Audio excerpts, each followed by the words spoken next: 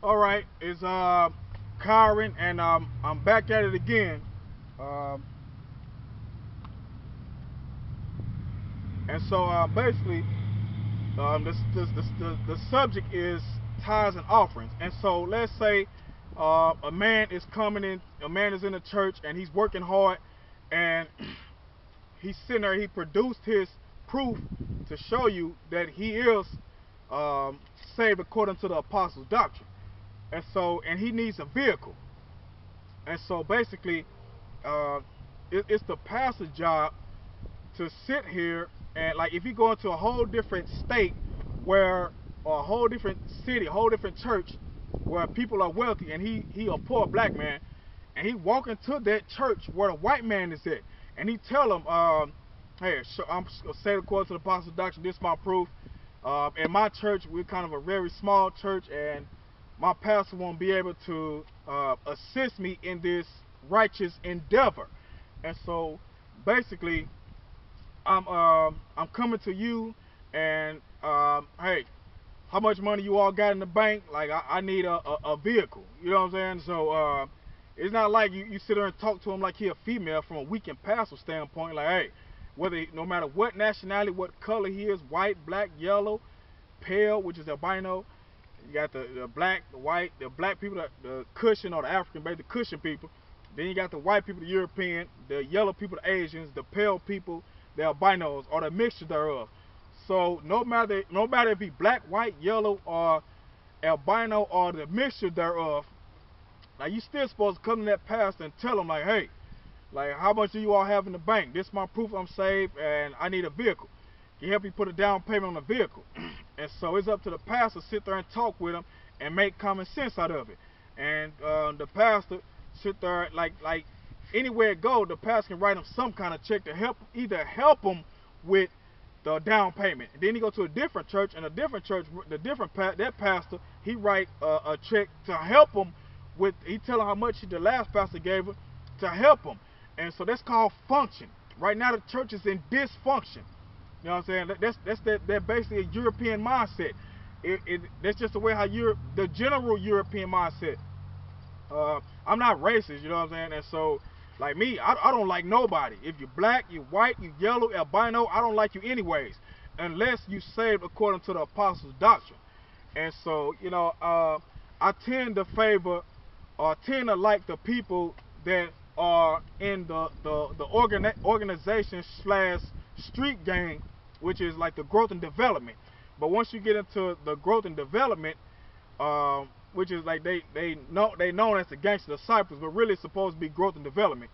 And so if you're loyal to Hoover, you know it's growth and development. And so I tend to favor the growth and development people. But it's some people that's like, we still on some gangster disciple type stuff. So they still GD under the growth and development.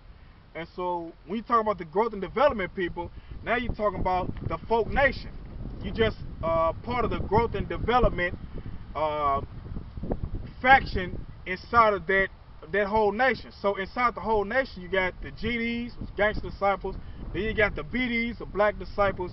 And if people really go into their history, deep history, not all that lit, spit your lit, not all that weak, silly stuff that you can find on the internet.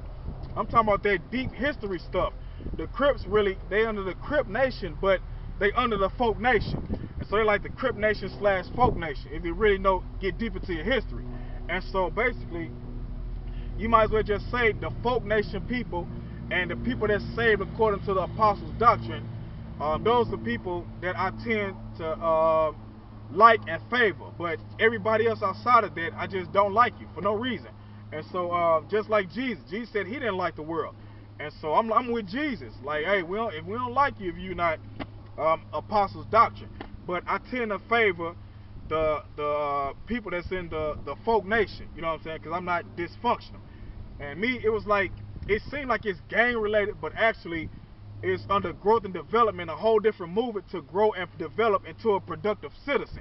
And me, I got family that live in Chicago, like right now, and so one of them still living, and I made a few calls to Chicago, and end up finding out about them, and he ended up telling me about our people that's from Chicago, and they were actually in it when it first started, when it was Gangster Disciples. And so basically they was in it like OG, like original gangsters. And an OG or original gangster is someone that was in that gang or organization around the time when it first started. And so those are the OGs. So you just cannot make anyone an OG. Like I'm not an OG. Like the ones who are considered OGs or original gangsters, them was the ones who were in and around the time when it first started. And so basically, like I had some OGs in the family, and like they were in it before I was even born. So basically, from a Chicago standpoint, I'm basically like born in it, and so born into the folk nation. And so I just take it as I can use this as a growth and development to reach out to all the other people that's in the growth and development movement. If you're loyal to Hoover, like this is what you're supposed to be. Like you loyal to Hoover, but you know that it was three kings, and so you know what I'm saying. The reigning king, the king that's living, according to my knowledge, is Larry Bernard Hoover, and so basically he really over the whole folk nation right now, because the folk nation was started with three kings: mighty King David, Larry Hoover, and Jerome Shorty Freeman. And so basically, the rest of the two are deceased as far as I know it. And so the only living one is Larry Bernard Hoover. And so he the one that introduced the growth and development movement. But me, I always I do stuff out of commemoration for King David. You know what I'm saying? The ones who know their deep history. For, you know what I'm saying, like King David and like Jerome Shorty Freeman. You know what I'm saying? Because you had the black disciples and the supreme gangsters and the devil or Satan disciples, and so they all came together, and it was Black Gangster Disciple Nation. And so basically, really Hoover is really over the Black Gangster Disciple Nation, because even though everybody acting dysfunctional right now, but really if everybody came together and started acting functional, it's really Black Gangster Disciple Nation. It's still the whole nation right now. And so basically, those are people who I tend to favor. But I hate everybody else, but I tend to favor those people. You know what I'm saying? So, because they built the whole GD, the Gangster Disciple stuff, off of the Holy Bible. And so, basically, it's just something I'm just choosing to do. And there's nothing wrong with it. And so, anyways, this part of the degenerates, part of the 300 in the Bible. And so, basically, you come to that person and you tell them, like, hey, you know what I'm saying? They should be able to write in that man who's going to work or whatever, even if he's not going to work. He just need a vehicle. You still supposed to set that they supposed to be supporting each other and be functional. And so, so what about the monthly payments? You still should be able to come to them same people in them same churches, or go to other different churches, and they should be able to write checks helping you, and you should be a man and tell them you got this much help from this person, that person, that person. Because the Bible said, when the Apostles' Doctrine Church first started in circa AD 33, he was saying, like, the apostles and all the people who were disciples following them, they had all things common. And you have some people who taking and selling all they had, and they giving it to the apostles, and some people giving the little that they got, giving it to the apostles. They would get distributing it to every man that had need, not the females, the men in the Apostles' Doctrine churches that had needs. And so everybody functioned together, and they took the tithes and the offerings and they put it together, and they was making sure everybody was on the same level. So if you was at the proletariat, the working class, the poor people, didn't have anything, laying a bum on side of the street, they would have made sure you had decent clothes, a decent food, an actual house, a decent house to live in a poor community. Make sure you have somewhere to stay inside that poor community, or any poor community you pick out. Make sure they paying your rent and helping you with your financial obligations. And like if you had kids and stuff like that already, you know, they were really helping them make sure that man was able to provide for his family because everybody was coming together, working together. And you know, some people, they get on their feet and they start doing bigger things and better things, and so now they can give and stuff like that. But you can have members in your churches that's part of the gentry level and all them different kind of tax brackets.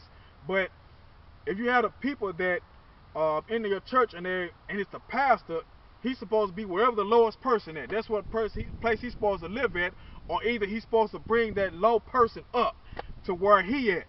And so that's what the Bible's mean. You're supposed to be condescending.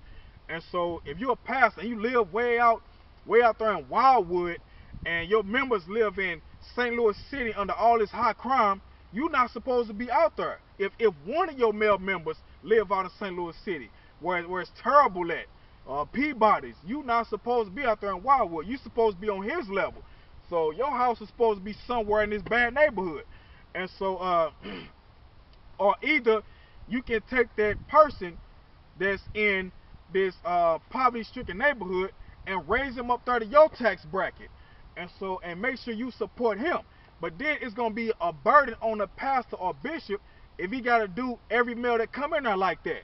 So the best thing would be take all that money you got and go down there to the lower class and live in a lower class neighborhood, so you can distribute out that money. Your rent won't be so high, your car notes and stuff won't be so high, and then you can sit there and help these people get cars and houses and become productive citizens. If he can't support his family, he got a criminal history, like stuff like that, and so you know, different things of that nature.